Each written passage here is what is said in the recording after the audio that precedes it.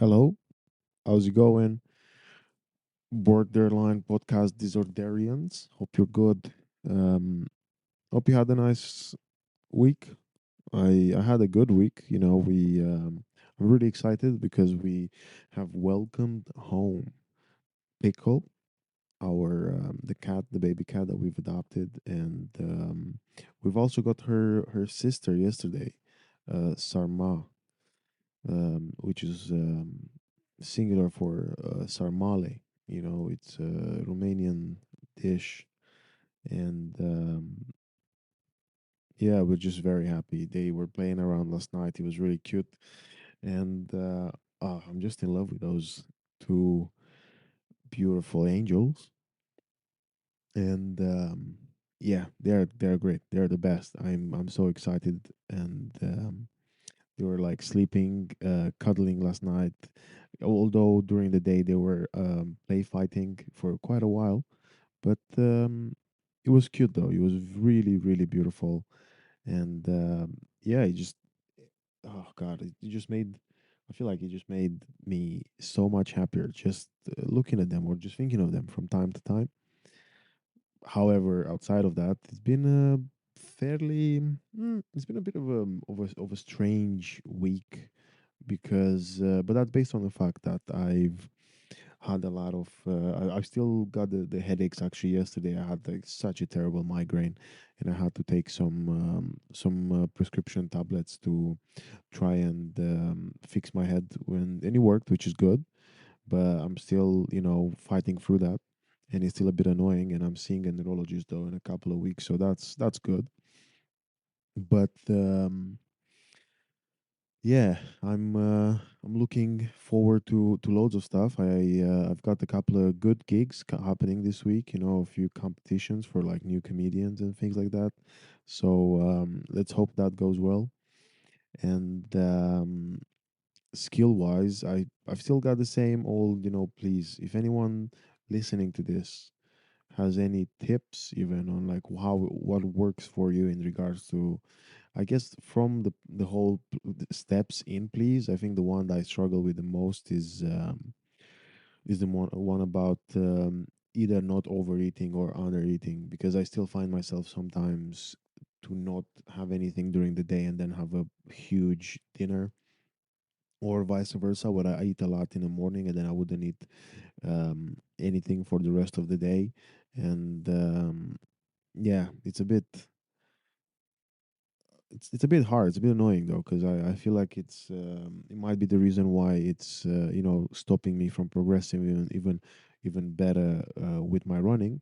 Although saying that, I've managed on a run. I think I did a 5 kilometers last. One of the 5 kilometers I did last week, I've actually managed to have for the first time under 13 minutes miles, and that was good. I was proud of that. I was really happy, and I really enjoyed it, and I was just so excited about it.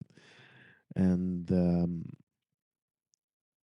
now I've got therapy later today, and I'm gonna have a talk about things that happen in work and some other things that happen at home. I kind of I lost my not temper, but I allowed my emotions to take over in one incident during the week, and looking back at it, I think DBT definitely helped me realize that I don't regret the emotions that I had. However, I do regret the scale, the level that it went at. I don't regret the fact that I was angry about something, but I just regret the fact that I may have gone past the what was appropriate anger level. So that was interesting to, yeah, to look back at, even on the day. It was an incident, and then kind of like thinking about it after. I think it was the first time in ages when I actually managed to, have an argument with someone and then step out of it not feeling worse, not feeling guilty of having the argument or not feeling bad about it. because I felt like I had a point. You know, I had there were grounds for me to stand on, and I it was right for me to have the emotions that I had. The one thing that I don't necessarily regretted, but also I saw the sort of tool that I had on me, because it raised my heart rate, and I could feel a headache coming, and it my head kind of hurt a couple hours after. It was the fact that I got very angry, and I could feel trembling and stuff like that, and I was like, okay, cool, maybe that's something to work on the next time, you know, because there might be a next time, you never know. But besides of that, you know, I think it's all good. Although I have had yesterday, I think, a couple of existential, you know, questions, and wondering what is it that I'm doing, why am I doing stuff, you know, the usual traditional, I guess traditional um, behavior from me. But yeah, I ended up doing some bits of work, and you know what? I played a lot of FIFA. I played a lot while having the kittens around, and you know, playing with them, and it kind of, you know, made it better. And today I started doing to-do lists again, just to make sure that I get the tasks out of the way. I've got, after finishing recording this, I have another 3 things on my list, and then I'm done. And then I got therapy, and then I'm gonna go on a run, and I'm gonna get ready for tomorrow when I've got my day job, and then I've got a new act of the year sort of competition lined up. So all in all, it looks good. And look, I'm not gonna take any more of your time. I'm gonna bring. I'm gonna show. I'm gonna bring. I'm gonna put up the interview or the conversation that I had with Elliott Cass. We talked a lot about. It was quite funny though, because we talked about like the our voices. I find his voice being very like smoothing, and just a nice voice, and very easily to talk to. But then we talked a lot about the way, you know, Elliot pursues his full time, you know, entertainment career. You know, the way he's got his comedy night getting so big, you know, in London, and about the way he does his all his social media work, and marketing and things like that. And it was quite interesting, because I'm a bit of a I'm not necessarily a smart person or in regards to this, so it was quite good to hear him talk about it, and also talk about his, you know, mental health, and the way he manages living with ADHD as he does. So yeah, enjoy.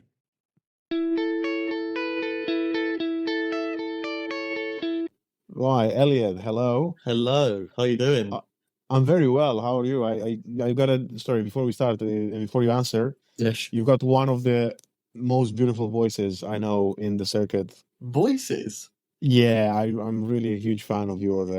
Of my voice? Yeah, Really? I think my voice is quite annoying. I don't know. I think it's quite like a bit like a Labrador. You know, it's I think I like that. You know, because it's very like it's very stable. you know what? I'm Like gonna put that on my hinge. I've got the most stable voice. stable.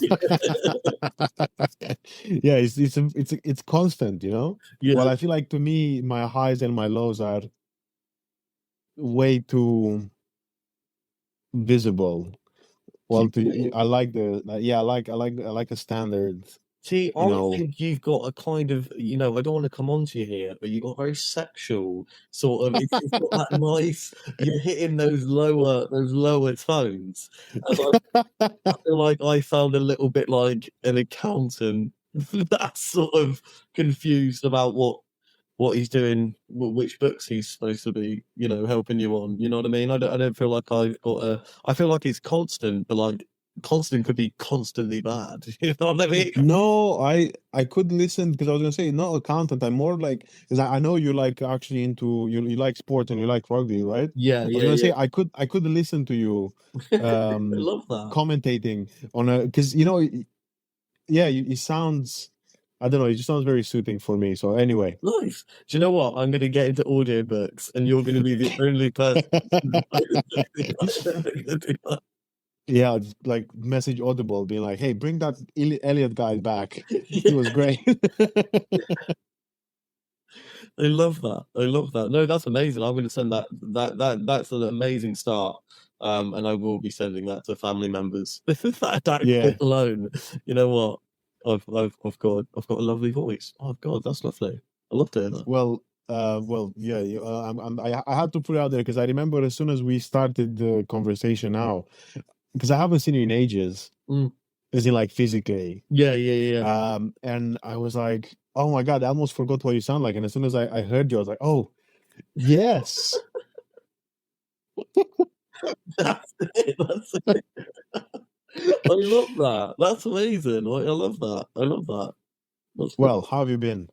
I've been well. I've been well. I've been ups and downs recently, just because I've had tonsillitis for the last 8 days, and I'm the biggest man flu. I don't know if you're like this, but when I get ill, I get so I'm just a big old baby, mate. I'm just a baby. The way, the way I just want everyone to care for me, and everyone gets sick of that. My girlfriend gets absolutely sick of that. So I've been I've been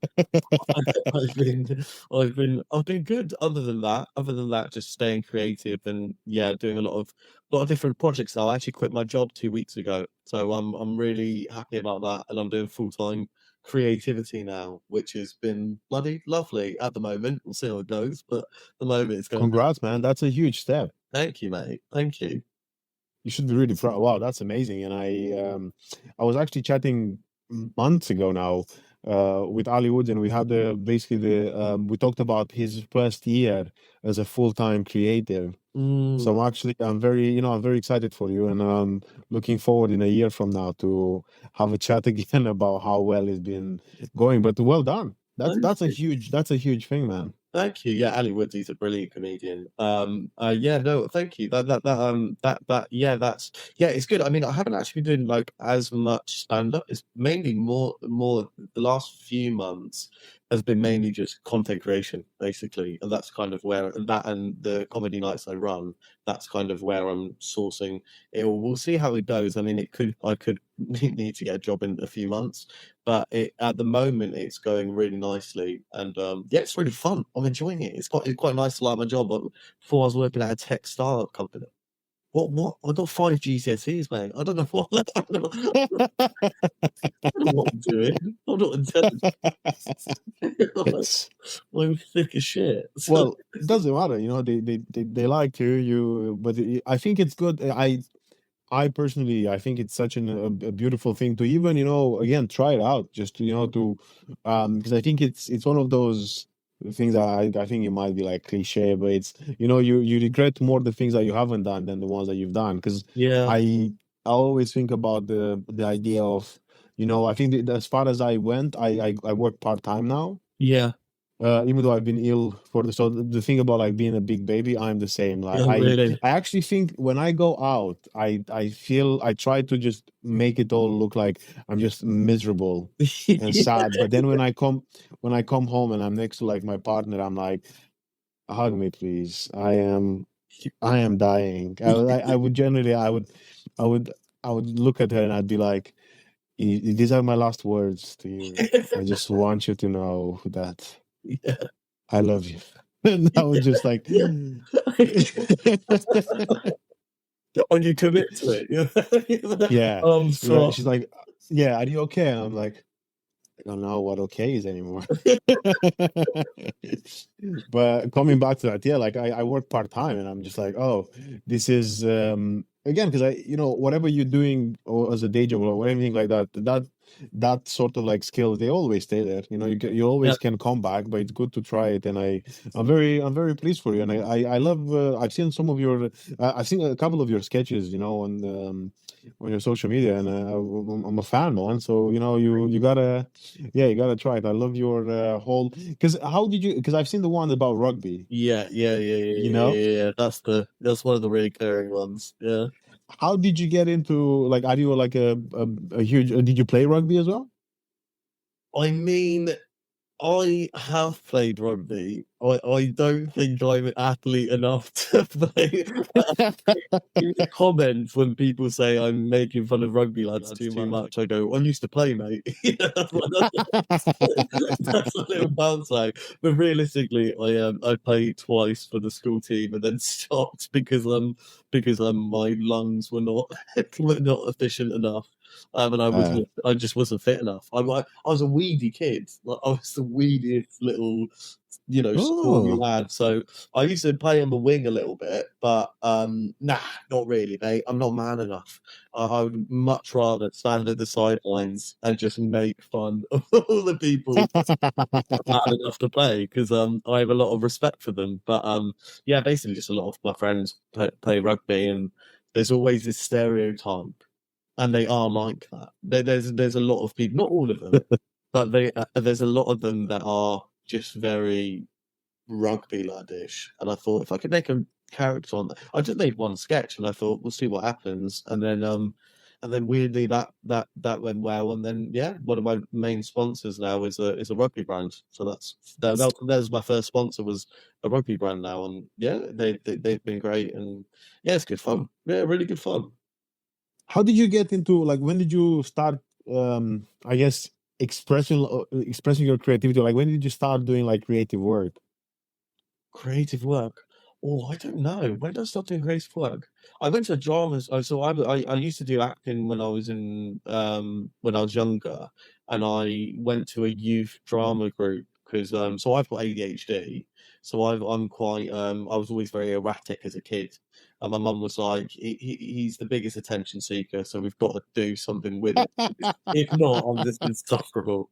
If not, it's just embarrassing to be around if you don't say, "Oh, he's doing something to do with it." So yeah, they put me into a youth drama group, and then that kind of came about, and then I loved that. So yeah, I used to do drama. So I forgot the question. Well, no, the question was how did you start? So Oh, you yeah, started by doing the yeah, drama classes, yeah. and then so I imagine you did the acting, and then how did you get into comedy? So I went to drama school, and I was graduating in the COVID year. So our whole year got axed, right? And Yeah. I luckily came out with management, but I find that acting is really slow and it's quite boring because you're doing auditions and then it's like out of your hands. So like if I do these auditions and I get really far and I'll get my hopes up and then it wouldn't happen, and that would kind of keep happening. And like ADHD wise, I get bored of that. I like quick fixtures. So I just thought I just got really drunk and tried to stand up one time and thought, I really like this. It didn't go well. Oh god, it was awful the first gig. It made me want to go try it again. And then yeah, I really just loved it, and then gigged a lot after that. And it was good fun. And you're just for everyone like listening, you're based in London, Based in London, yeah, based in Southwest London. Southwest London, and you've been have you tried like gigging outside of London as well, or I have. you? I have. Have you gigged outside London as well? Yeah, I started in Manchester, so I started out in Oh, Manchester, really? then yeah, then came down here, and I love it. Yeah. I was just curious, how did you find it? I love it outside London. So I gig in Bristol a few times, and Oxford. I bloody loved it there. Everyone's so much happier, mate. I mean, I love gigging in London as well, of course. I don't want to. I mean, I run my comedy nights in London, so I'm not. I'm really not. I'm not pooing on it. But everyone just seems a lot. I don't know. Did you find that in Manchester? You found everyone seems to be a bit more open. I think. Yeah, I think not just Manchester, but then even when you go in like cities around Manchester, like towns and villages, Yeah.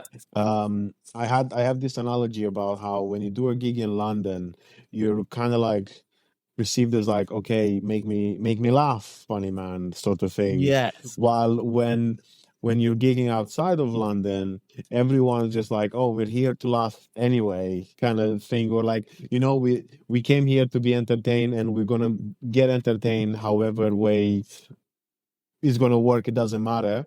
We are going to laugh. Yeah. While in London, you're kind of like, come on, make me laugh. Be funny, otherwise you're wasting my time. And you however, I absolutely love it because I think when I came to London, I was like, oh, it's actually harder to make people laugh.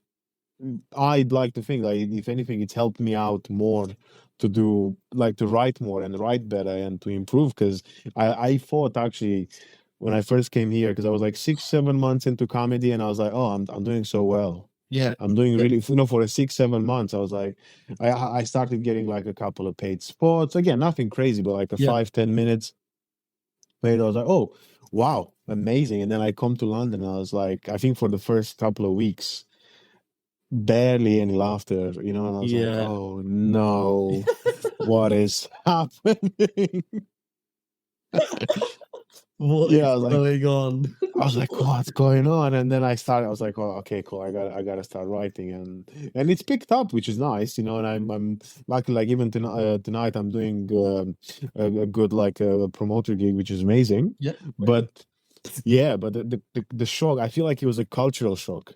Yeah, yeah, yeah, yeah, yeah. I completely get that. I mean, I'm from the countryside, so we're all bumpkin. We're all happy.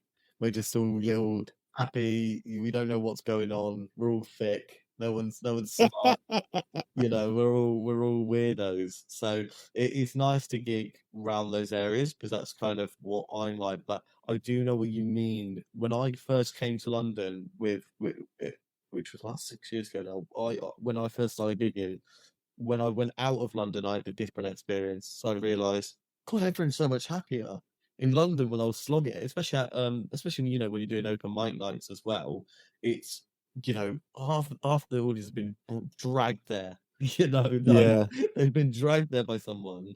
And then I'm sure you'll have fun tonight. I find that the more the paid and the pro gigs are a lot funner because they do trust you more, which is a more of a thing. And I find when yeah, people pay, they trust you because they go, "I've paid, so this person must know what they're talking about, and they must be funny." As when it's more open, and that's not all the time, by the way. I've had stinky pro gigs as well, but when it's open mic night, sometimes I've actually expanded, material and actually it's been quite good. It's just not right for certain rooms because everyone's a bit unhappy to be there. So I think London is sort of it does breed that sort of mentality. It's also like they're like, I could be at this bar, I could be at this place, but in the countryside, if you're doing it, they don't want to be anywhere else. They've got nothing else to do. Well, they get to yeah. sit in the fish and chip shop. You know what I mean? That's all they got. So, I think it's a bit of that as well. Um, No, it definitely is. How did you get then into into like running your own nights? Because I mean, it's I find it really hard. Like to me, the idea behind it, I'm just like, oh my God, this is so much admin work. yeah. Um, but how did you like get into it? Yeah, what made you go? I can put this together. Um, Honestly, it was actually I have to give a big shout out to one of my best friends and business partner Louis because he's brilliant as well. So we both started doing stand up, and I love stand up. Like if I'm not doing it or I am doing it, I just love it. So I love watching it. And I thought in my head, um, how do I, when I'm not doing stand up, be involved with stand up and want to at least be around the sort of the atmosphere of it because I think it really helps. The other thing that we thought about was with any type of creativity, it's quite hard to monetize early on. So we thought, how do we kind of mix everything together and make it a bit worthwhile? But not only that, but giving comedians opportunities. Every spot on ours is paid for. Like, it's we wanted to kind of just make this brand where kind of young people can come and enjoy to laugh. And then we thought, screw it, and we picked a venue which is still was at the time was crazy because it's about 140 people a venue, and we picked that venue. And I remember the old, I don't know if I should say this, but I remember the old general manager saying, um, have you ever run events before? And I was like, yeah, big time, mate. Yeah, never run an event. No idea what I'm doing. I was like, bloody, mate, events is my middle name, mate. All I, and he was like, do you think I was like, thought I was some little, I was like, what's your worst day of business? He was like, oh, Tuesday. I was like, I'll bring 140 people here on a Tuesday. And he was like, I was like, if I can have the venue for free. And he was like, okay, yeah, fine. So then we did that 3 times. And then they were like, right, you can have a slot here, which is perfect because it's just opposite Oxford Circus Station. It's got our own little comedy club. It's that we do once a month at the moment, but we're going to double down on it. But our kind of whole thing is we make sure that room's packed every time. There's no dead nights. That's why we keep it to monthly, because we have about 160 people on average now, and it's just getting nice and big, and yeah, it's good. It's really good fun, but a lot of work, a lot of crazy work a lot of draining work, but it's good fun. It's really good fun. It's really good fun. I can't imagine. Oh God, yeah. Yeah. But I love your, yeah, big time, big time. Of course you did. Yeah. Michael, they're not gonna. Yeah, they would. One look at me, you're not gonna believe that I can do it. And especially, I looked younger. I think we've been running it for nearly 2 years now, so I looked younger then. I didn't have the beard, and I definitely didn't look like I could run the comedy line. I had to blag it, but we lucky enough we both.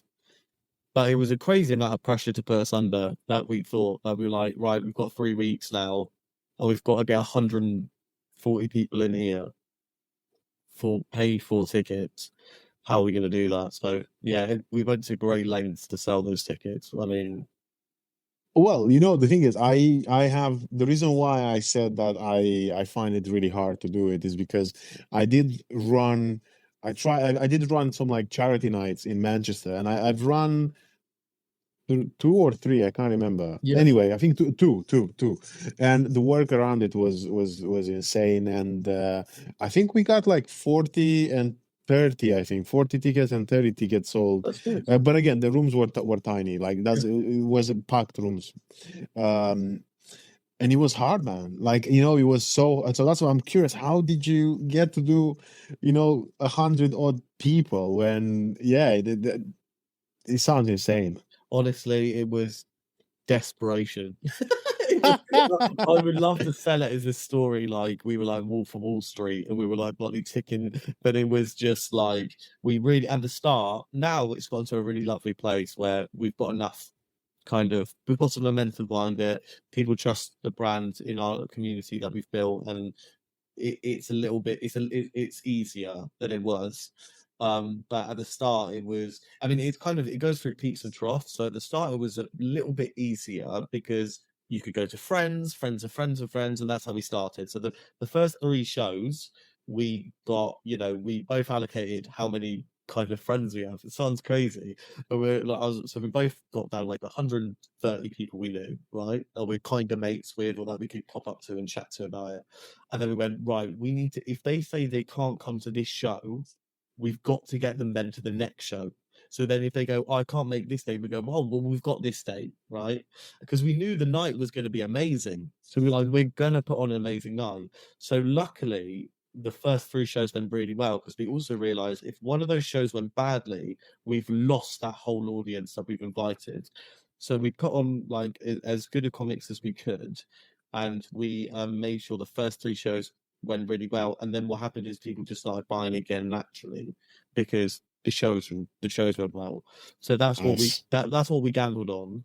Yeah. And that gave us a little bit of leeway at the start. But it was, I mean, I don't have 120 friends, but let's say we just got everyone we kind of knew on spreadsheets, Yeah. and we figured out how we could do that. And then we figured out from there how we could then infiltrate other friendship groups. I mean, it got to the point I was selling tickets at bus stops. And I was at bus stops, and I would make sure I'd check if there was like some cool kind of people, so people that I think would maybe go out and like comedy. I'd just start up a conversation with them. Oh, by the way, I run a comedy club. I'd love to take your guys' Instagram or something. That I was doing that like on the basis. Wow. Yeah. I mean, at every house party I was at, I was getting Google reviews and trying to plug it. So and I have to say that is not a cool chat line when yeah, I don't like leaving a Google review. Yeah. Well, I have a TripAdvisor QR code you can scan. Yeah, exactly. I used to, and I sometimes I use a QR code as my screensaver, Oh, which really? which basically sends people to my website and my like the podcast links, for example, now and stuff like Yeah. that. And I remember making fun of people who were like, "Oh, just scan this QR code," and I'm that guy now. It's crazy. It's crazy how that happens. But yeah, I that guy as well. So with him, with me. Yeah, and I used to always be like, oh, how like I remember I'd sometimes like see people again, like I think around when the pandemic started, or because I think that's when QR codes became a thing again. Because Yeah, I don't know yeah. yeah, they nobody cared for them, and then everything was a QR code. Yeah. And I remember seeing people go like, oh, like you'd see like again, musicians or even like people like on the like people were like busking, Yeah. and they have scan this QR code to like tip me, and I was like, oh, the desperation. Yeah. And now I'm like, hey, would you mind scanning this QR code to learn? And I was like, we use the same fragrance now. Yeah, exactly. It's awful how that happens, but it's a creeper. But you're gonna be there. You can have a T-shirt soon. Like we'll both be there. So. Yeah, just scan this. Get my T-shirt, please, bro. Yeah, I was also like, I feel very jealous because as a comedian to have 120 friends, that was, like when I'm glad you had to address that I had first. to I was going to address that. ask you. Yeah, no, Yeah, I'm not. No, I'm definitely not. No, I think friends is a very strong word there. If we would have met and got along semi well, then yeah, I would do.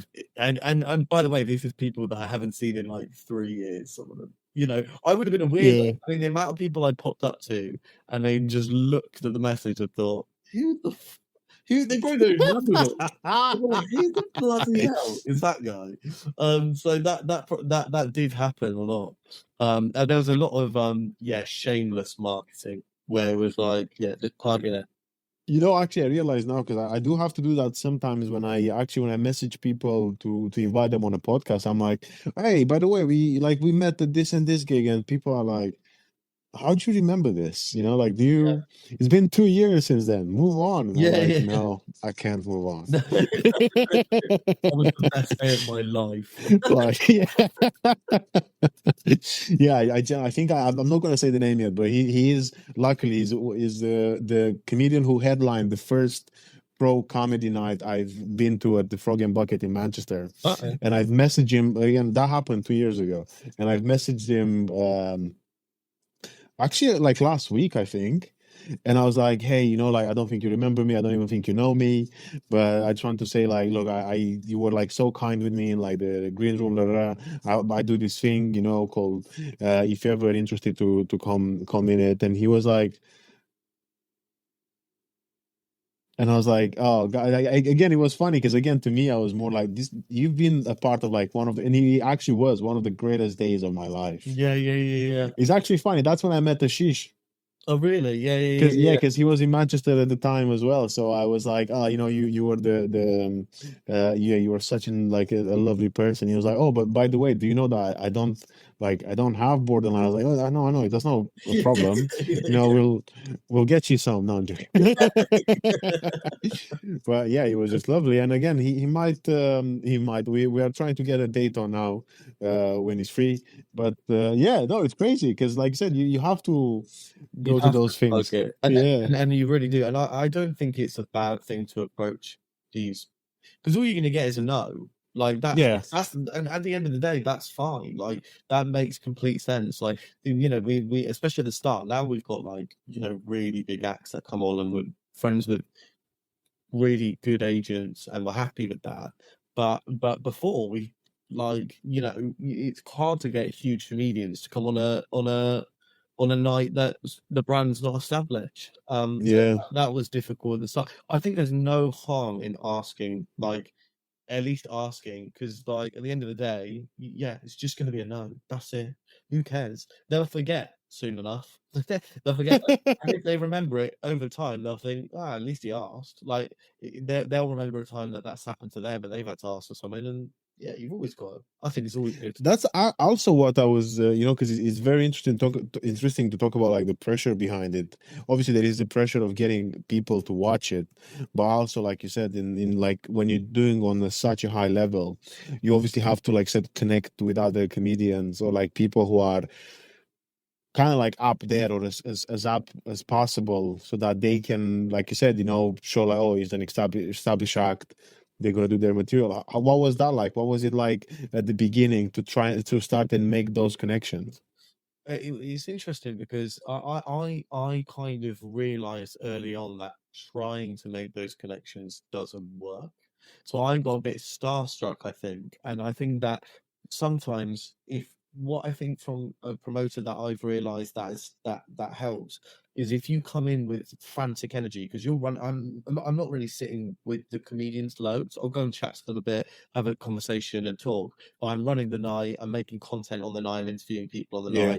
night. We invite quite, there's quite big influencers that come now, quite other bit. So I'm kind of interviewing everyone, make sure the whole ship runs smoothly. But what I found is if your energy is frantic, the audience energy is frantic, and the comedians get nervous as well. And actually, your demeanor can impact just the atmosphere. That's what I find. So I remember going into the green room before, and I remember being like, "Hello guys, how are you? How are you doing? How are you?" And people are like, subconsciously, you're like, you're probably going to be putting them on edge. And that's something that my dad came to one of my shows and he realized, he went, mate, you look stressed. Why are you stressed? What's going well? And I'd be like, yeah, I want everything to be I want the comedians to feel great. I want everyone to have a good time. I want this, but actually, relaxing, that's kind of how you can chat to people, actually really connect with everyone. Because I don't think people remember what people say, but people definitely remember how you make them feel. And then I think that's something that I definitely learned is like, if you're at ease, everyone else will be at ease. But if you're not at ease, then you're going to put everyone on edge.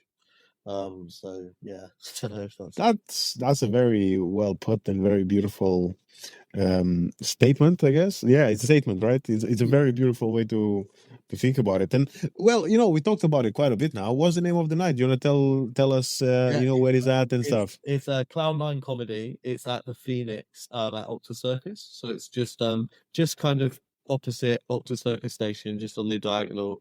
And it's called the Phoenix. And we've got a really nice, yeah, it's really good comedy night. Genuinely. How did you why is it called Cloud9?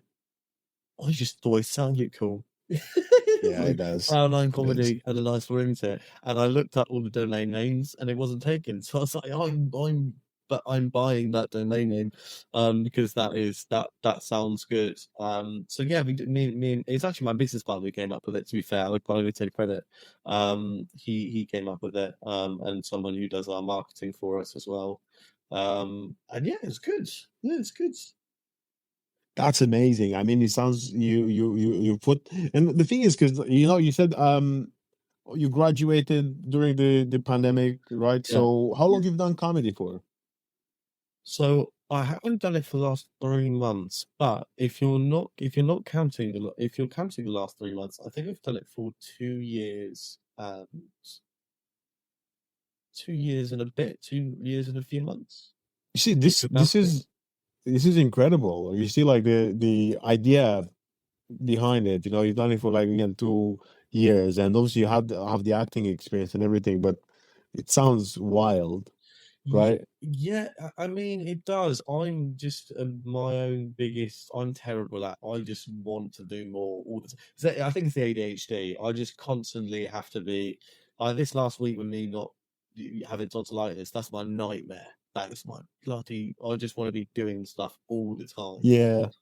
So but it is good, and I'm really proud of the stuff that we've done so far. There's a lot more to do, and it could completely dissolve, but it's at the moment it's really fun. I'm really enjoying it, and I am really proud of me, and especially my business partner Louis, who and my friend. He's brilliant. Couldn't do it without him. He has all the skills that I do not have.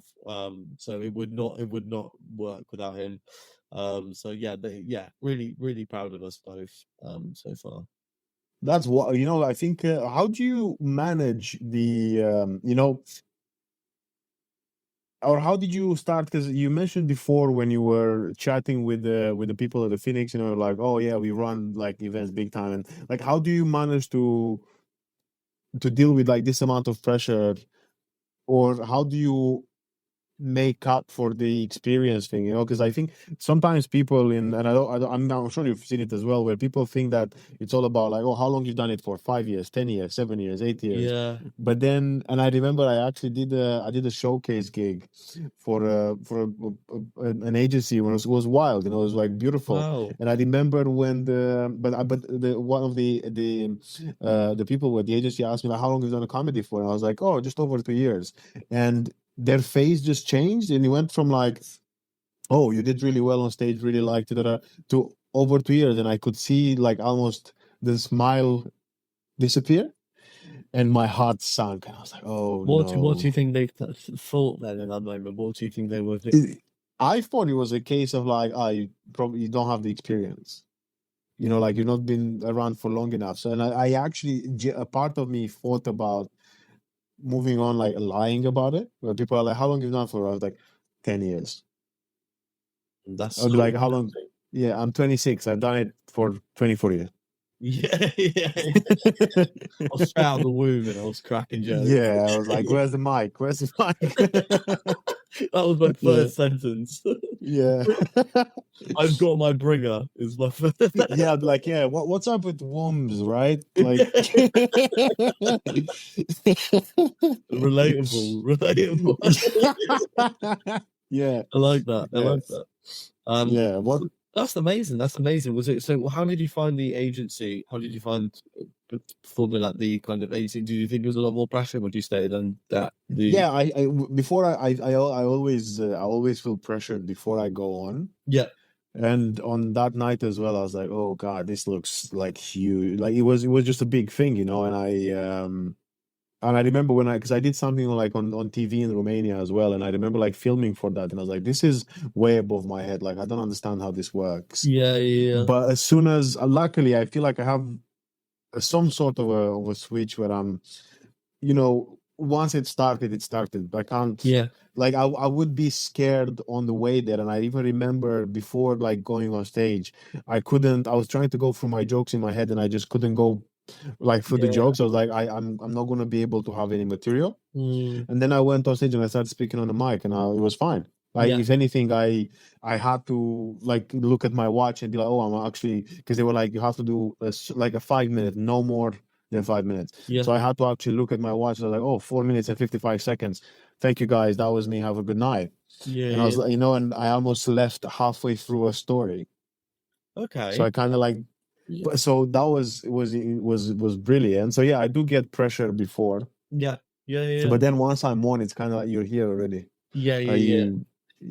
And apparently, which is weird because I do have like severe, like I think I get very anxious. I'm very, again, like miserable off stage. But apparently on stage, people say that, oh, you look so confident. And I don't know how, because like inside, sometimes I'm just a wreck. Like even when I'm on stage, I'm like, fuck.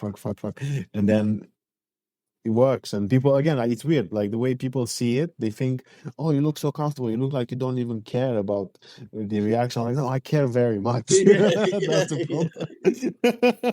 I'm going to be thinking about this all evening and probably the week. Yeah. So it's quite weird, but yeah. What about you? Like, how did you manage to, I guess, create this sort of like, the credibility and like to make people go like, oh, you know what you're talking about, like how did you allow yourself to like have this sort of, I know what I'm doing. I have trust in myself. I think I just watch other adults and I think no one knows what they're doing. I look at everyone and I think, even working office jobs, no one knows what's going on. So if you act like you sort of know what's going on, then you kind of know what's going on. I think was my that was my thought process at the start, and then I took a lot of big learning curves, which is good, which is really good because they need to happen. If not, you'll completely, especially if you're not getting the tickets through, and there's like let's say you sold 30 tickets and it's 4 days away, and that room is going to look empty if you do not get those tickets in, you will go to any that's where you learn the most, I think, is in those, just that you're there and you're thinking, oh god, I've got you've got 30 tickets sold, your ex-girlfriend's turning up, right? Your ex-girlfriend's turning up there, you've got a friend or two from school who you really want to impress, you got 20 other random people, and then you think, "Oh god, no one's coming."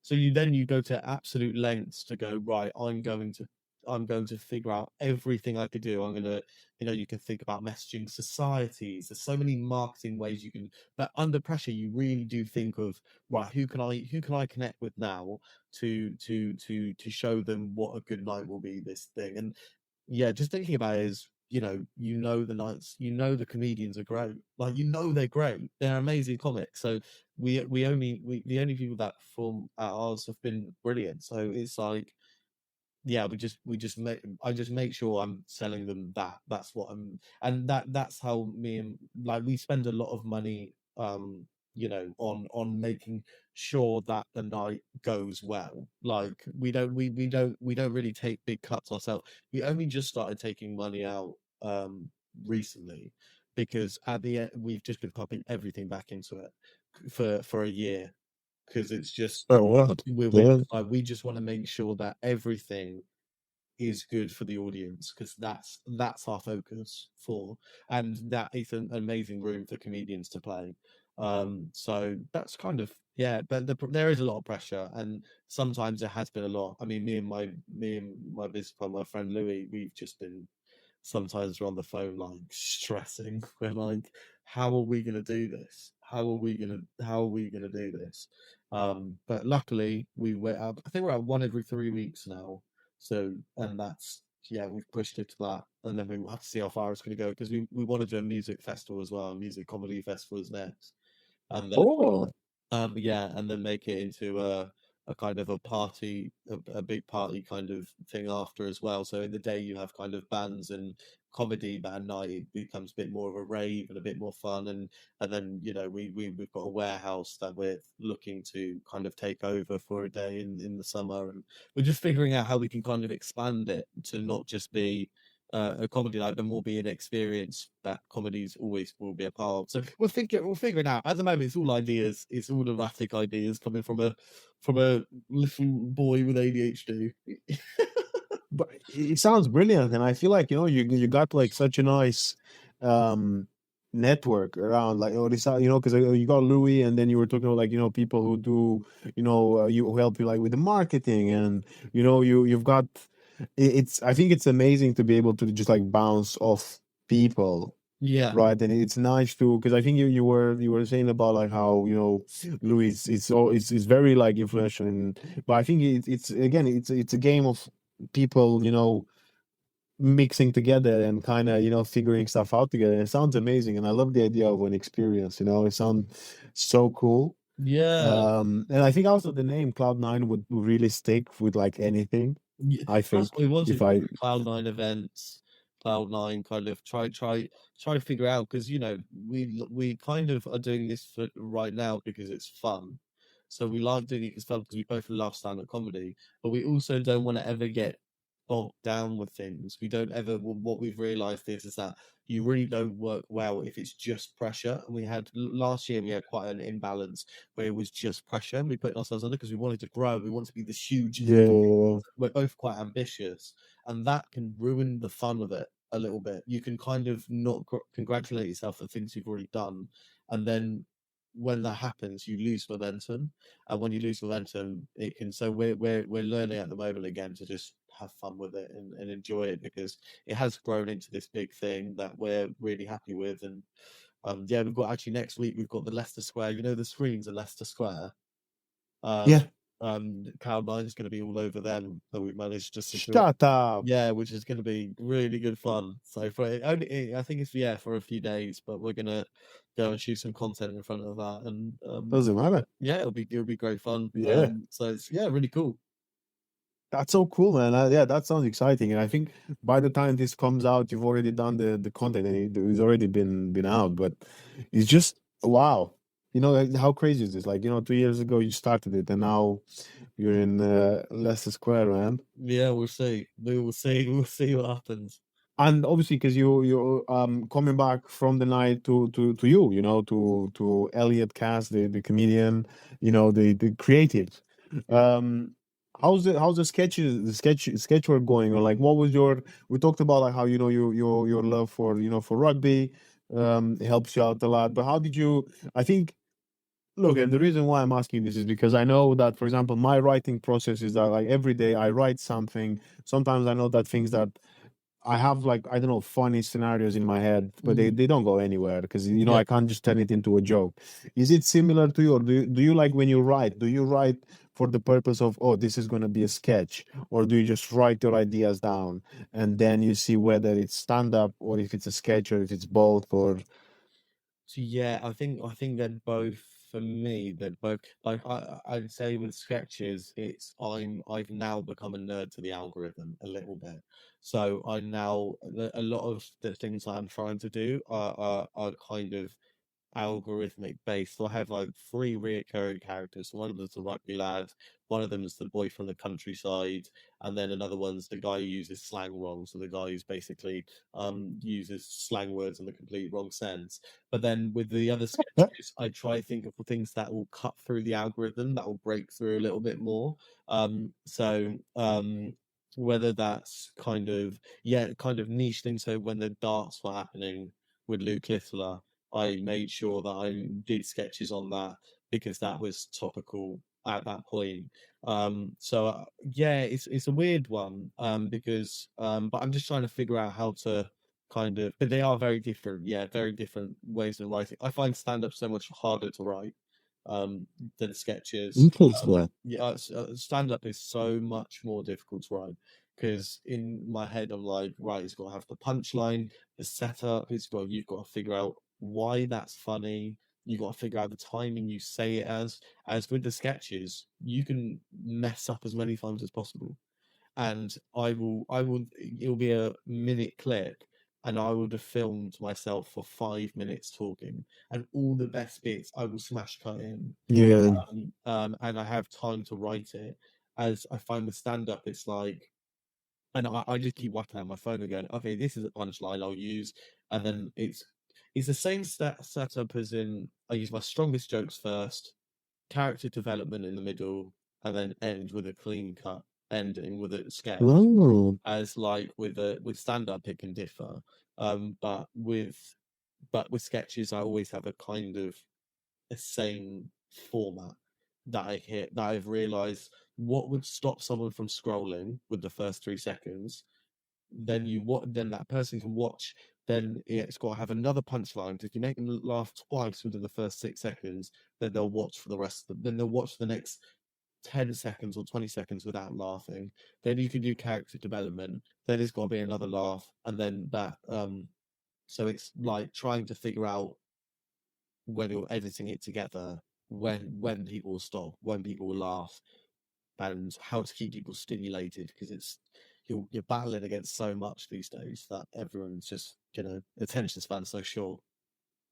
But Yeah, that sounds amazing. Like I know, and for example, from personal experience, I struggle with like, social media. I struggle with algorithms. I try to do, like hashtag generators, etc. Like, yeah, um, I've yeah, learned yeah, a little bit about like SEO, for example, like yeah, search engine optimize, yeah, and and to me, it's just like, oh God, this is never ending. And I know people who struggle even more than I do. Mm. So it's so interesting to speak with someone who's actually, you know, I mean, y- it took like quite like I mean, it took a month of me posting every single day on TikTok. I was getting no traction, and I remember begging my housemates and my girlfriend to like, please favorite this, please like this, please share this. I Mhm. message my friends, can you like, favorite, and share it? Can you comment so it doesn't look too sad? You know, can you please do that? And I mean, I still do that on Instagram, but I mean, with TikTok, that's what I used to do, just so the algorithm starts to register that some people are sort of taking notice of you. Um, Right. but there's loads of people, ways that I mean, I did like hours of research before I started posting, just to figure out what are the do's, what are the don'ts, where do people mostly mess up, why do they do that? So it's good that you did the SEO stuff as well. That's really interesting. What kind of SEO stuff did you like research into? So I did because basically it's related to like my day job as well. But I did the again I did the digital marketing and That's so cool. e-commerce. Yeah, yeah, yeah. Yeah. So again, I'm not good at it. Like I've only learned the basics, and I have an understanding of how it works, Yeah. and I understand like because I like analytics. I feel like I have a, which is quite weird because I'd say I have a split. I mean, I have a split mind between like the creative, and I like analytics. I like information, I like history, I like numbers. I feel very comfortable, Mm, seeing stuff. So yeah. for example, like now even with the podcast, I'm trying to be very careful on the way I look at the insights of every episode and things like that. Because you don't want to get like it's very overwhelming at times, if you like keep every day checking one view, two views, three views, four views, whatever. But yeah, that's what I did. I did mostly the Google ones. Yeah. So like anything that's from Google, I've done those. I've done the e-commerce. I think actually I've done a with Amazon, was something to do with like Amazon. Yeah, the cloud. Yeah, the data analytics. I did it with the cloud engineering company, which again doesn't really is not analytics as in like marketing analytics, but I dabbled around and I learned some things. However, I think my problem is keeping up with stuff Mm, because like I see yeah. what you're saying where you're like the thing like you were talking about like when the darts thing like when the darts championship was on and Luke Littler was, I mean, he's still very like popular, but at the time he was like everywhere. Yeah. um this is where I'm like, because sometimes I'm like, yeah, I'll do my research, but I don't want to do it today. Yeah.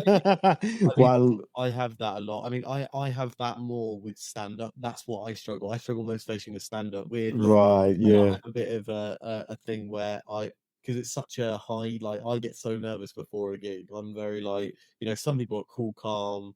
They look really cool. I'm backstage, like looking at my notes, just going, what jokes am I telling today? Am I going to go with that material? I'm looking at the crowd, trying to judge the sort of age demographic of the crowd. Just going, are they going to know who Mumford and Sons are? I don't know. I'm not all my stuff. Well, Um, everyone should know who Manfred. 100%, 100. That's actually one thing I say. You're not allowed in my gigs anymore. You don't know who bloody Mumford and Sons are. Yeah. So yeah, I have that problem more with the motivation with stand up at points. But with sketches, I find really fun because it's all creative. Problem is now is to break through the algorithm, I have to go to different locations. I can't film inside my house anymore because it's gotten to the point now that all your videos are monetized when they're over a minute long. But if they're under a minute long, they're not monetized on TikTok. So to capture someone's attention, being inside is really difficult because people, if I'm inside a living room, it looks boring. It doesn't cut through the algorithm. People aren't stopping. If I'm on a rugby pitch there with with the load of rugby gear, and I'm fucking sorry, can I swear?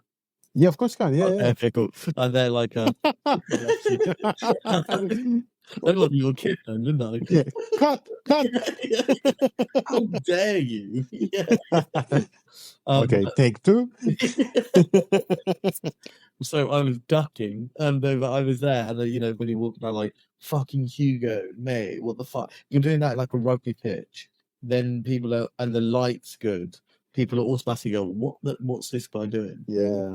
As if I'm sat in my living room doing it. At the start, I used to do that to gain momentum, but now I can't. Me and my girlfriend go around central London in the day and film round their sketches, or we message one of my friend who runs a bar, and I'll go film in there and I'll film somewhere else, because like I need to make sure, yeah, Fair. all the locations are different and people are still clicking. And if not, people will unfollow you as well. That's another thing that can happen. So yeah.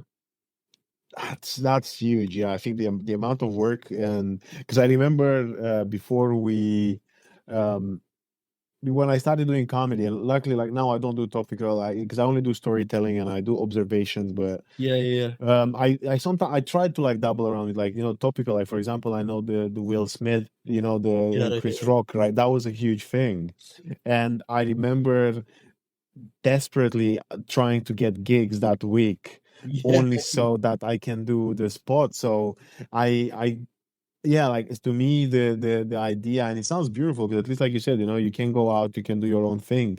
While I remember as a comedian, like, no, as a, like, me in my comedic, like, stand-up comedic mind, yeah. I was like, God, I gotta go out. And I remember messaging friends and kind of like rocking up to places and stuff, and being Mhm. like, can I please go on stage, can I please do this bit? And you'd Yeah, go and do it, and then it was like, oh, Monday, because I think, yeah, it was a Monday night when I did it first time, and I was like, oh no, it wasn't good enough, I gotta go back tomorrow. yeah. And every day, I think I would just, like, for a few days, I'd just live with, I gotta go out, because I gotta record this, because I can't make it up. I can't just, because I, even at times, I was thinking to just say the joke in front of the camera, but I was like, no, I can't do it. Yeah, and the problem is, if you say in front of the camera, it might not work at in front of the camera, but let's say in front of an audience, that joke could bang. It's same with in my sketches would not work as stand up. Like that would never work. The kind of unless I went in as that character and committed to the rugby lad or the country bumpkin, but then that becomes character comedy. It doesn't really become. I suppose it's stand up still, but it's like character stand up. But I think it's sorry, go on. No, carry on. I was just gonna say, with that, what I find, because, for example, now I'm writing, and hopefully recording soon a couple of sketches on, like, I have this whole idea about, like, Western, like, people living in, like, from Western society, that are, like, very, like, big fans of communism without having lived through communism, Yeah, or, like, that's interesting. have lived with, like, parents who were scarred by communism. Mm, And I have this whole thing where I'm trying to, like, address it. Again, I write about it. And I was like, I can't do a comedy, because, like I said, I think if I do a character, like anything like that, it has to be quite big, and, like, it has to be, you have more to it, because I feel like you can't just jump out of character. Like, if you go on mm. stage, like, oh, I'm gonna be the rugby lad, you gotta be the rugby, like, you Yeah, gotta yeah, commit. yeah, I think, you can't go from being the rugby lad to being, the boyfriend from the countryside, or yeah, anything. yeah, you, yeah. you just gotta stay in that character, which is quite hard. So yeah, I have this whole thing now where I write about, which is quite funny, because my partner is a comic, but no, she's not. She's she's a left. She's like, I'm left wing. Just to, anyway, it doesn't matter. I No, explain but your politics now. yeah, but, like, no, because basically, when we moved together now, and we moved houses, and the whole idea why I started writing is because I've seen she's got a book about Marxism, right? Right, yeah, yeah, And we were unpacking the house, and I remember taking the book. I was like, "What the fuck is this?" yeah, I was like, "Who did I move?" Again, bear in mind, we've committed. We got a place together. I yeah, yeah, was yeah. like, "What is happening?" Yeah, it's a and then joke, and then right? the It's next a joke. huh? You're like, Yeah, and then the next book was about, like, socialism in, like, the current climate. I was like, which, again, she studied it, so it makes sense. I was like, okay, fine, because you had to do some, like, uni work as well. But I was just like, for a yeah, second, I that would. thought, I was like, yeah, I'm glad my parents are not alive, because my mom would not be Yeah. on board with this. Yeah. And I just find it hilarious, the idea of, like, people going, oh yeah, communism is so good, like, we got to bring it back. And I'm like, no, I don't think so. Yeah, But yeah. anyway, Yeah, yeah, no, this is all I think political. see, I stand up. I think that would. that would sounds like it would really work. But like as a sketch, it would be you could still do it, and you could actually still probably do it in short run. But it's a weird one, especially with like I find I don't know about you, I don't know how you feel about this, but I find content this day is kind of a bit dumbed down now. It has to be like to cut through. It has to be sort of relatable and well, I know for me, the content I've done that I think is really funny uh, sometimes just doesn't go anywhere. Like sometimes I'll think this is the funniest sketch I've done, but actually the because it's not in fitting with the way people see you or the way it's Yeah. kind of being portrayed, it can't work as well. So you do get stuck in a bit of a rabbit hole. I know I have done recently in my content where it's like I've got to keep I got the rugby land, I've got sponsors now attached to that, I've got sponsors attached to other aspects of my TikTok, and I have to keep up with those content, even if I don't really enjoy it as much anymore. And I want to do other stuff. So Yeah. it's a weird one with content where it's like, it's weird what cuts through and what doesn't. But you could write a sketch about that. It could be funny. I was just like that, and it was saying, yeah, I mean, I get it because that's the thing sometimes, and I know even when you know, you record like videos of, I record videos of stand up because I'm not necessarily like a secretive person. I want to do like bits of stand up, and I actually use a lot on TikTok and my YouTube. Yeah, I have loads of shorts from my it's the same ones, just on repeat. yeah, But still, you know, I'm the same. I think with stand up comedy because you want to write something, but you don't want to make it too clever, or not clever in the sense of like, oh, someone's thick. It's more in the sense of like, the reason why I think of this is because I did like this research, or I lived. But then, how do you show someone why something is funny in exactly, 15 seconds? Like, how do you exactly. simplify that? Exactly. And Because especially when people have a drink and stuff, like yeah, it depends on the room. It really depends on the room. Like some rooms really love that. Like some rooms, they love the kind of intellectualizing something, or maybe the more of a setup to a bigger, a bigger payoff. Like, but then some rooms just want that short, sharp. I did this. This was embarrassing. My yeah, life's shit. Duh, duh, duh, duh. It's a weird one, and the beautiful thing I think about stand up, I think, is like I don't think this really it's so hard to master it. I don't think anyone can because it's comedy so subjective. So it's like you're just yes. constantly learning, which is so fun. But also can be yeah, it can be down get you down. I Sorry, once.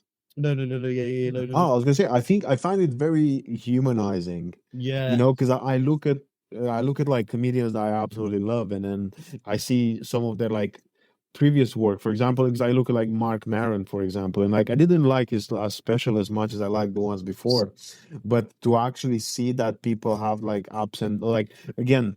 Everything is subjective and things change. Like you said, nobody's mastering it. Like I agree with that. Where it's like, nobody just has like, you go just from good to better to great. It's yeah, sometimes you do better, sometimes you go back down, sometimes you yeah, go back up.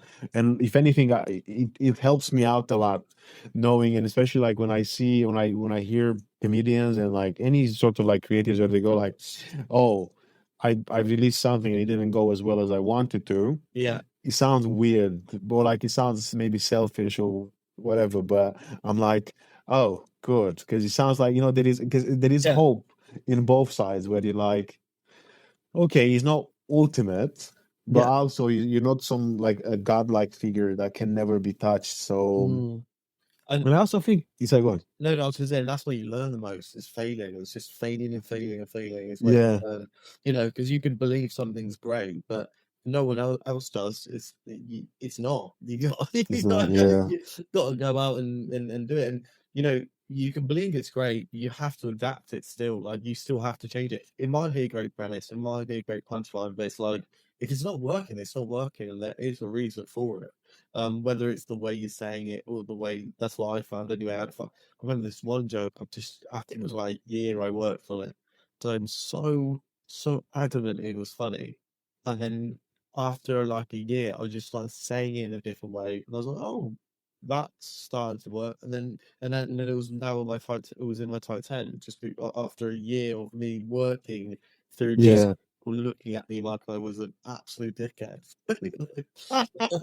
um, so it's yeah, it's an interesting one. No, I absolutely again, but that's why I love comedy. I love anything to do with creativity, and I really appreciate your work, and I wish you all the best. With everything that's coming up, it sounds really exciting. Now, if people want to stay in touch with you, stay in touch with the night, what where do people find you? So my TikTok is Elliott Cass Dude, and that's where I do most of my sketches, as well as my Instagram is Elliott J Cass. And then my comedy nights that I run is Cloud9 Comedy, and that's at the Phoenix. So it's just Cloud9, Cloud with a number 9 comedy on Instagram. And yeah, Awesome. Well, is there anything else you want to say before we part ways today? no, thank you so much for having me on. It's been lovely. Oh, I absolutely enjoyed this chat. And yeah, I'm excited to have you back again and speak about like the developments because it sounds like again it's been so much happening, already, and now there is still like so much more to come. So we're very excited. Thank you so much. Thank you so much. How was it? Did you enjoy it? I hope so. I hope you liked it as much as I did. As much as I enjoyed chatting with Elliot, I think is going to be around in the podcast at some point. We got a few topics to discover and a few more things to talk about. But look, if you enjoyed the episode, you know the spiel. Please share with your friends. It means a lot. Share with your enemies as well. It doesn't really matter. Share it with everyone, and make sure if you want to see more of Elliot's stuff, check out his social media. I think his handle is Elliot J Cass. I'm gonna have it in the bio of this episode as well. And yeah, just check out my account as well to see some updates on the podcast, my comedy, and probably a lot of Pickle and Sarma content as well. So yeah, thank you and stay skillful, folks. Bye for now.